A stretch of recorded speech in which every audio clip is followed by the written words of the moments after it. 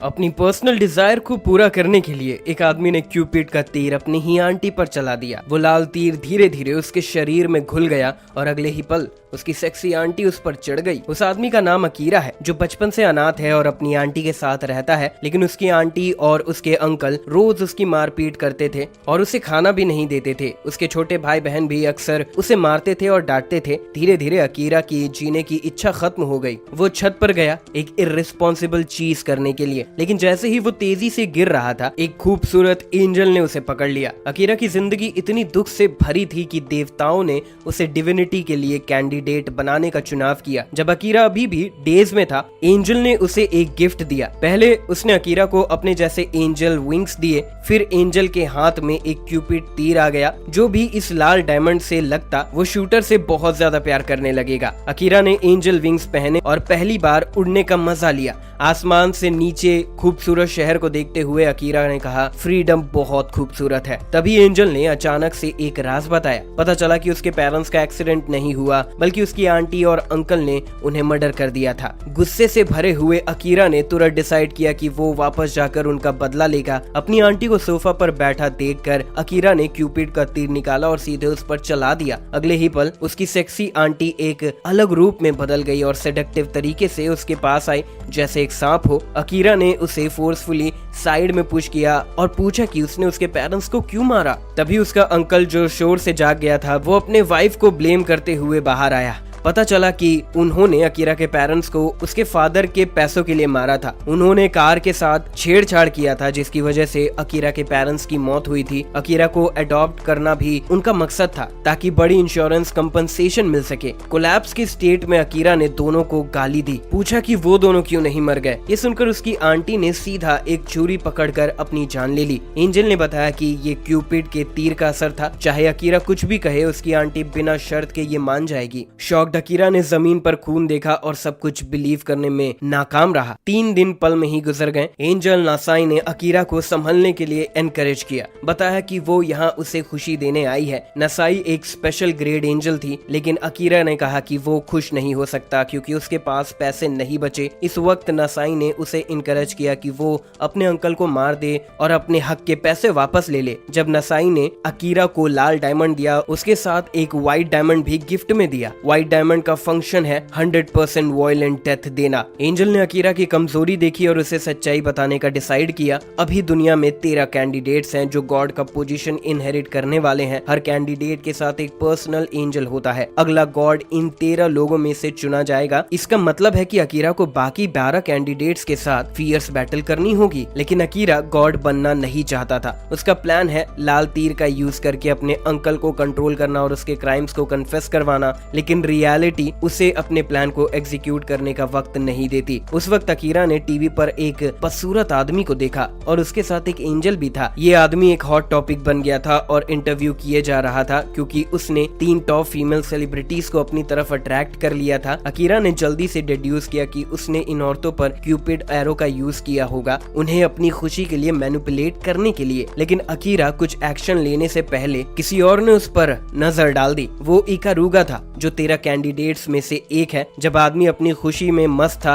इकारुगा ने अचानक से उस पर व्हाइट एरो से तीर चला दिया। आदमी तुरंत अपनी जिंदगी खो देता है। ये देखकर अकीरा बहुत हैरान हो गया, रियलाइज करते हुए कि गॉड के लिए कैंडिडेट्स के बीच का बैटल शुरू हो चुका है और वो अगला मरने वाला हो सकता है। अपनी डर से भरे हुए अकीरा ने एक बड़े स्क्रीन पर एक न्यूज रिपोर्ट देखी। एक बैंक को लूट लिया गया है और पुलिस सिचुएशन हैंडल करने में स्ट्रगल कर रही है। एंट्रेंस हेविली गार्डेड है और होस्टेजेस और रॉबर्स के बीच स्टैंड स्टिल है। अचानक इकारुगा आसमान से उतरा और अपने आप को सेवियर डिक्लेयर करता है। फिर वो कॉन्फिडेंट होता हुआ बैंक में घुसा और रॉबर्स को व्हाइट एरो से मार देता है। सब कुछ इतनी तेजी से होता है कि ऑनलुकर्स रिएक्ट भी नहीं कर पाते, लेकिन अकीरा सच्चाई जान गया। इकारुगा जो हीरो बनकर जस्टिस के लिए लड़ रहा था, असल में एक कैंडिडेट है जो गॉड का इनहेरिटेंस हासिल करना चाहता है। अब तक 13 कैंडिडेट्स में से 2 अपनी जान खो चुके हैं। अकीरा नहीं चाहता था कि वो भी जल्दी मर जाए, इसीलिए उसने नासाई को घर पर छोड़ दिया और अकेला सफर पर निकल गया। उस दिन अकीरा स्कूल गेट पर पहुंचा ही था कि अचानक उसे आसमान से गिरती हुई फेदर्स देखकर चौंक गया। उसने एक फेदर उठाया और ऊपर देखा और सच में आसमान में एक एंजल था। चाहकर भी अपनी आइडेंटिटी रिवील ना करने के बावजूद अकीरा को एंजल ने पहचान लिया। लेकिन जो चीज अकीरा ने नहीं सोची थी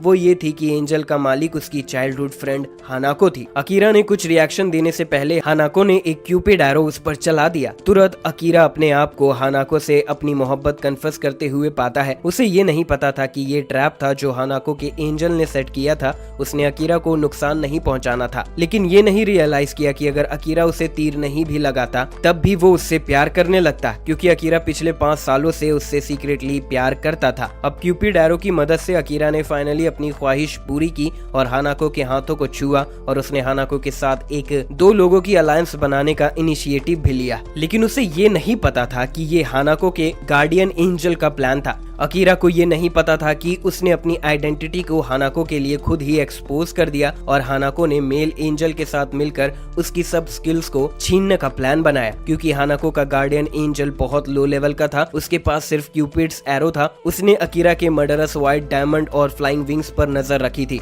इसलिए उसने अकीरा को इकारुगा से टकराने के लिए परसुएड किया, जो रिसेंटली किलिंग स्प्री पर था। चाहे जीत कौन भी जाए, उसके गार्डियन एंजल को फायदा होता। लेकिन जब सब कुछ प्लान के मुताबिक चल रहा था तब अकीरा का एंजल नासाई अचानक आ गई। नासाई ने एक नजर में ही हानाको और उसके एंजल के स्कीम को देख लिया। उन्हें ये नहीं पता था कि ये मेल एंजल सेलेस्टियल रेल्म में अपनी डिसाइडफुल वेज के लिए नॉशियस था, जिस वजह से उसका demotion lowest rank of angel में हुई थी। इस वजह से हानाको को सिर्फ क्यूपिड्स एरो स्किल मिली थी। मेल एंजल जो एम्बैरेस्ड और एंग्री हो गया था, अकीरा को बिना किसी एक्सप्लेनेशन के ड्राइव करना चाहता था, लेकिन अकीरा छोड़ने को तैयार नहीं था। नासाई ने जल्दी से एक्सप्लेन किया कि क्यूपिड एरो के बिना भी अकीरा का प्यार हानाको के लिए बरकरार है। अकीरा की सिंसियरिटी को टेस्ट करने के लिए मेल एंजल ने उसे 33 दिन के लिए बाउंड कर दिया, क्योंकि क्यूपिड एरो का शेल्फ लाइफ सिर्फ 33 दिन होता है। 33 दिन के बाद उनके लिए अकीरा के असली जज्बात वेरीफाई किए जा सकते थे। हानाको ये देख नहीं सकती थी और खुद ही अकीरा को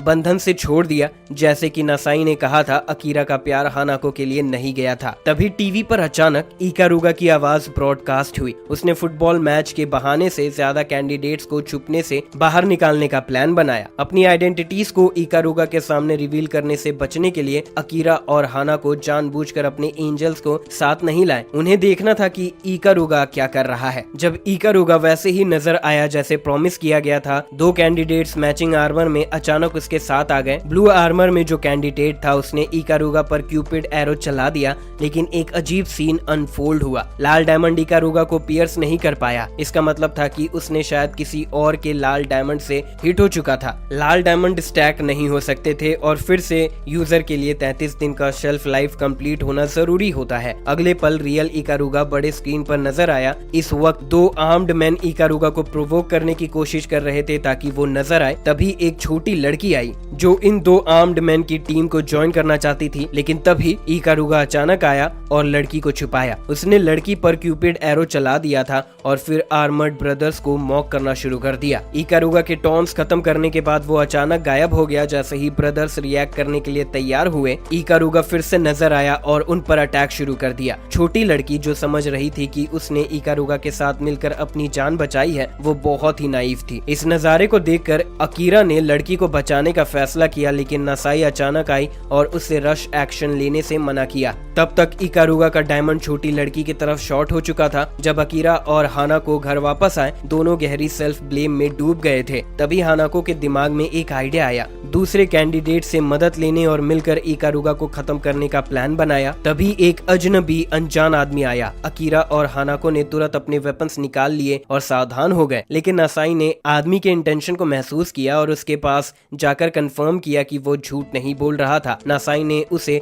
उनके घर में बुला लिया। एक दूसरे को जानने के बाद उन्होंने सीखा कि उस आदमी का नाम सिची सिचिडो है, उसे एडवांस स्टेज का कैंसर हो गया था और डॉक्टर्स के अकॉर्डिंग उसकी जिंदगी केवल 3 महीने तक की थी। लेकिन कुछ दिन पहले एक खूबसूरत एंजल ने उसे चुना था। पहले तो उसने जीने की उम्मीद छोड़ दी थी, लेकिन जब उसने जाना कि देवता बनने से उसकी जिंदगी बच सकती है और बीमारी खत्म हो सकती है, उसने उम्मीद पाई। अपनी वाइफ और बेटी की फोटो देखते हुए उसकी आंखों में आंसू बह रहे थे। उसने जाना कि वो ऐसे ही नहीं जा सकता, इसीलिए उसने एंजल के ऑफर को एक्सेप्ट कर लिया और गॉडहुड के लिए कैंडिडेट बन गया। लेकिन चीजें इतनी आसान नहीं थी, क्योंकि सिलेक्शन 999 दिन का था और उसे बाकी के 12 कैंडिडेट्स के साथ कम्पीट करना पड़ता। अब जब इकारुगा जैसे शक्तिशाली व्यक्ति सामने आया है, उसने समझ लिया कि चाहे वो जो भी करे, वो देवता बनने के दिन तक जिंदा नहीं रहेगा। इसीलिए उसने बेकार के इलाज छोड़ दिया और एंजल के पंख और क्यूपिड के तीरों का इस्तेमाल करके एक अमीर आदमी को कंट्रोल किया, जिससे उसकी फैमिली को बड़ी धन संपत्ति मिली। उसने जाना कि अपनी चोरी के कामों की वजह से वो देवता बनने के लिए लायक नहीं रहा, इसीलिए उसने अपने बचे हुए वक्त को कुछ मायने रखने वाला काम करने का फैसला किया। इकारुगा की अपीयरेंस ने उसकी योजना को और मजबूत कर दिया था, लेकिन उसने समझा कि वो अकेला इकारुगा को नहीं हरा सकता, इसीलिए उसने दूसरे गॉड कैंडिडेट्स के साथ अलायंस बनाने का सोचा। उसने क्यूपिड के तीरों का इस्तेमाल करके 14 डिटेक्टिव्स को हायर किया, उन्हें फुटबॉल फील्ड पर पोटेंशियल कैंडिडेट्स ढूंढने के लिए कहा। तभी उसने अकीरा और हानाको को देखा। जब उसने उनके फोटोज देखे तो उसने समझा कि दोनों अच्छे लोग हैं, इसीलिए उसने बिना इनविटेशन के उनके पास जाकर अलायंस का ऑफर दिया। इस बात को सुनने के बाद अकीरा ने एक शर्त रखी। उसने उम्मीद की मिस्टर सिचिडो अपने इलाज को जारी रखेगा, अपनी फैमिली और बच्चों के लिए, और जीने की इच्छा नहीं छोड़ेगा। सिचिडो एक फैशन डिजाइनर था। अपनी असली आइडेंटिटी को छुपाने के लिए उसने अकीरा और हानाको के लिए एक सेट ऑफ आर्मर डिजाइन किया। उनके स्किल्स को समझने के बाद सिचिडो ने उन्हें अलविदा कह दिया। इस दौरान इकारुगा की तरफ उसने 3 एक्स्ट्रा सेट्स ऑफ इक्विपमेंट को चिंता के साथ देखा। अचानक उसके दिमाग में एक आइडिया आया कि वो गॉड के प्रिविलेज का फायदा उठाए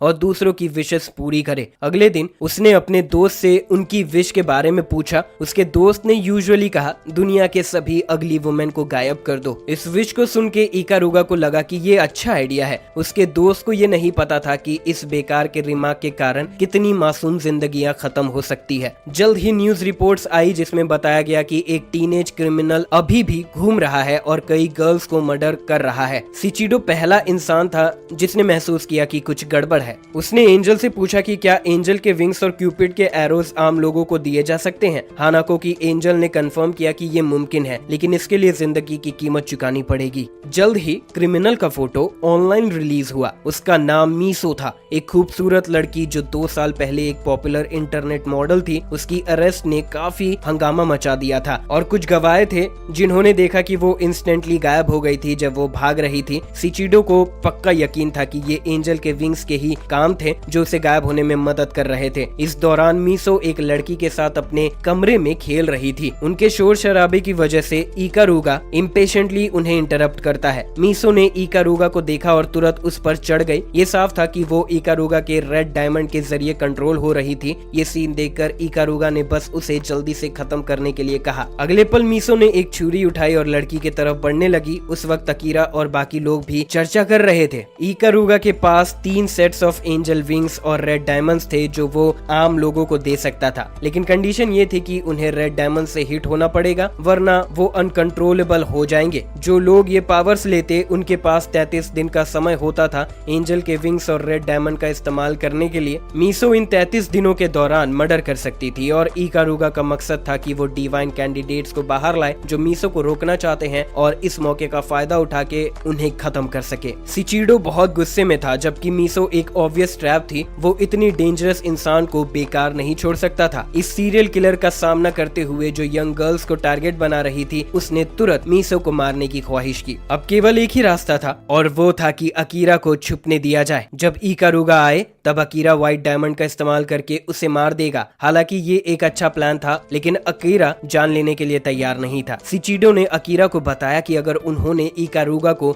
नहीं मारा तो इकारुगा उन्हें मार देगा। ये सेल्फ डिफेंस कहलाया जाएगा। लेकिन अकीरा ने व्हाइट डायमंड से किसी की जान लेने से इनकार कर दिया। अकीरा की कमजोरी और डिनायल को देखकर सिचिडो के पास और कुछ कहने को नहीं था और वो घर लौट गया ताकि कुछ और सोल्यूशन सोच सके। अगले दिन न्यूज ने रिपोर्ट किया कि मीसो ने एक और लड़की को मार दिया है। लड़की का बॉडी शहर के सेंटर में एक टावर के ऊपर मिला। इस बार सिचिडो चुप नहीं बैठ सकता था। उसने फौरन एक सूटकेस उठाया और अकीरा के पास चला गया। उन्हें सरप्राइज लगा कि सूटकेस में गन्स और बुलेट्स थे। गॉड के रूल्स कहता है कि एक गॉड कैंडिडेट दूसरे वेपन का इस्तेमाल कर सकता है। अकीरा ने कहा कि अगर वो ऐसे मेथड्स का सहारा लेंगे तो वो भी मर्डरर की तरह होंगे। तभी न्यूज में रिपोर्ट आई कि मीसो ने एक और मर्डर किया है। एक और लड़की का बॉडी टावर के ऊपर मिल गया और मीसो मिड एयर में ऐसे लग रहा था जैसे वो सो रही हो। ये सीन सबको शॉक कर गया क्योंकि ये एक और प्रोवोकेशन था। सिचिडो ने फौरन एक बैटल प्लान बनाया। उसने मीसो से सामना करने का डिसाइड किया एज अ डिकॉय। अगर इकारुगा आया तो अकीरा शैडो से व्हाइट डायमंड का इस्तेमाल करके उसे मार देगा। दोनों ने जल्दी से अपने कॉम्बैट सूट्स पहने और टावर की तरफ रुक गया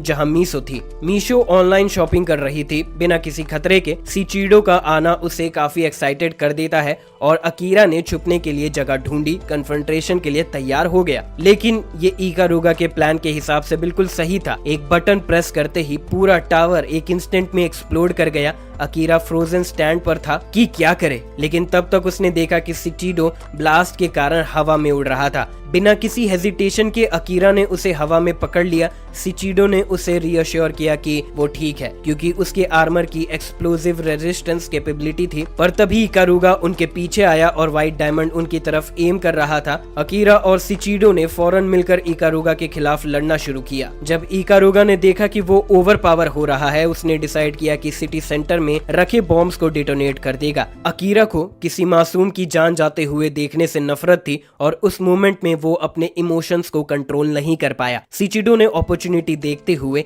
एक हैंडगन निकाला और इकारुगा पर ढेर सारी फायरिंग करने लगा। अकीरा ने भी इस अपॉर्चुनिटी का फायदा उठाया और अटैक किया। लेकिन जब अकीरा ने इकारुगा के मार्क्स के नीचे का चेहरा देखा तो उसने एक पल के लिए हेजिटेट किया। ये हेजिटेशन इकारुगा को एस्केप करने का मौका दे देता है।